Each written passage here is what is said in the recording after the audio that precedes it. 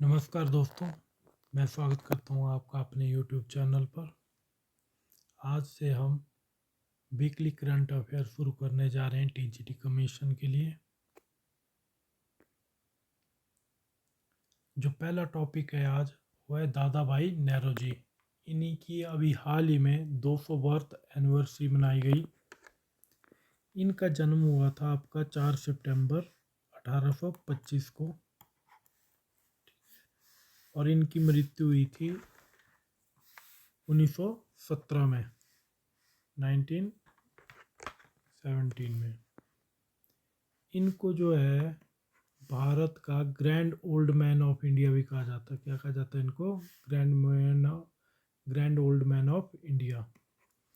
इनको unofficially ambassador of India भी कहा जाता है। ठीक है, ये जो है 3 बार कांग्रेस के प्रेसिडेंट रहे हैं, 1886, 1893, 1906 में। ये पहले भारतीय थे जिनको जो है एज ए प्रोफेसर अपॉइंट किया गया था एल्फिन स्टोन में। 1855 में ये भारत छोड़ के इंग्लैंड चले गए थे। वहाँ पर ये प्रोफेसर बने गुजराती के और इन्होंने यूनिवर्सिटी ऑफ कॉलेज लंदन में पढ़ाया। 1875 में ये चुने गए मुंबई के म्यूनिसिपल कॉरपोरेशन के सदस्य के रूप में। ये पहले भारतीय थे जो कि ब्रिटिश पार्लियामेंट में एमपी रहे थे। ये चुने गए थे लिबरल पार्टी से और इनकी जहाँ पे सीट थी ये थी फिन्सबरी सेंट्रल एट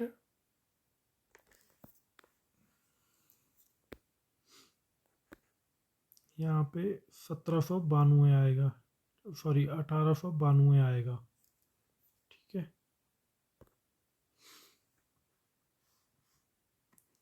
इन्होंने स्टूडेंट लाइब्रेरी और साइंटिफिक सोसाइटी के नाम से एक संस्था का गठन किया था 1848 में।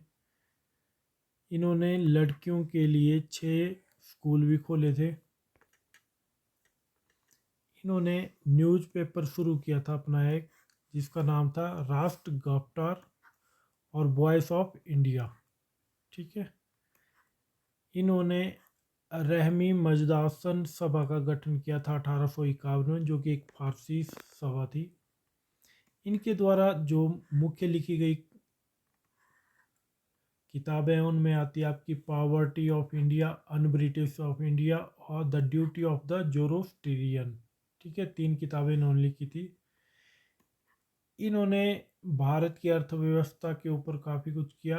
इन्हीं में से इनके प्रयासों के द्वारा वेलवी आयोग लाया गया 1895 में, जिसे आधिकारिक तौर पर भारत के व्यय प्रशासन पर शाही आयोग की भी कहा जाता है। इसका मुख्य कारण मुख्य कार्य था कि यूनाइटेड किंगडम और भारत के बीच में वित्तीय मामलों की जांच करना। ठीक है, इन्होंने लंदन सोसाइटी का गठन किया 1865 में। ईस्ट इंडिया एसोसिएशन का गठन किया 1866 में। अब जो सेकंड टॉपिक अब शुरू होने जा रहा है उसका नाम है नेशनल एजुकेशन पॉलिसी 2020। देखो, भारत में जो पहली एजुकेशन पॉलिसी आई थी वो आई थी 1968 में। सेकंड एजुकेशन पॉलिसी आई थी 1986 में। थर्ड एजुकेशन पॉलिसी आई थी आपकी 2020 में। जो जो 2020 वाली एजुकेशन पॉलिसी है, जो तीसरी एजुकेशन पॉलिसी है, इस कमेटी के इस कमेटी के अध्यक्ष थे कस्तूरी राजन। ठीक है, कस्तूरी राजन। जो इसकी मुख्य फोकस पॉइंट है वो है आपका ECCE, early childhood care for education up to 8 year. ठीक है, 8 साल तक के लिए। दूसरा है आपका FLN का मतलब होता है फाउंडेशन लिटरेसी एंड न्यूमरोलॉजी। इसमें तीसरी कक्षा के अंत तक समझ के साथ पढ़ने और बेसिक गणित की क्षमता डेवलप की जाएगी छोटे बच्चों में।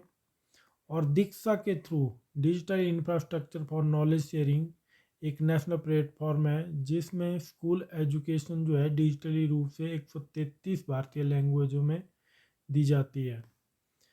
जो न्यू एजुकेशन पॉलिसी है उसका स्ट्रक्चर क्या है, तो इसका स्ट्रक्चर है 5+3 3+4। ठीक है। जो हमारा न्यू एजुकेशन पॉलिसी है वो मल्टी लैंग्वेज है। इसमें जो मीडियम ऑफ इंस्ट्रक्शन है 5th ग्रेड तक यानी कि 5वीं कक्षा तक बच्चों को जो है लोकल लैंग्वेज में पढ़ाया जाए। फिर आती है आपकी असेसमेंट क्या है, तो नेशनल असेसमेंट के लिए जो है परख का गठन किया गया है। ठीक है। परख की फुल फॉर्म होती है performance assessment review and analysis of knowledge for historic development. Teacher के लिए प्यूपल टीचर रेशो है, जहाँ पे मतलब अगर 30 लोग हैं तो 30 लोगों के ऊपर एक टीचर होगा। ठीक है। और टीचर जो है वेल एजुकेटेड हो और टेट क्वालिफाइड हो। फिर आता है हायर एजुकेशन के लिए। हायर एजुकेशन के लिए बनाया गया कि 3 या 4 साल के अंडर ग्रेजुएट डिग्री कोर्स बनाए जाएं, उन्हें मल्टीपल एग्जिट हो, 2 साल का डिप्लोमा, 3 ईयर का डिप्लोमा, 4 ईयर की डिग्री। ठीक है। अगर कोई 2 साल के बाद छोड़ना चाहता है कॉलेज तो उसको 2 साल का डिप्लोमा दिया जाए। और टीचरों के लिए ऑनलाइन टीचर ट्रेनिंग दी जाएगी, वो स्वयं और दीक्षा के थ्रू। और रेगुलेटरी बॉडी जो है इन सब को जो देखेगी उसका नाम होगा हिक्की। ठीक है। HECI।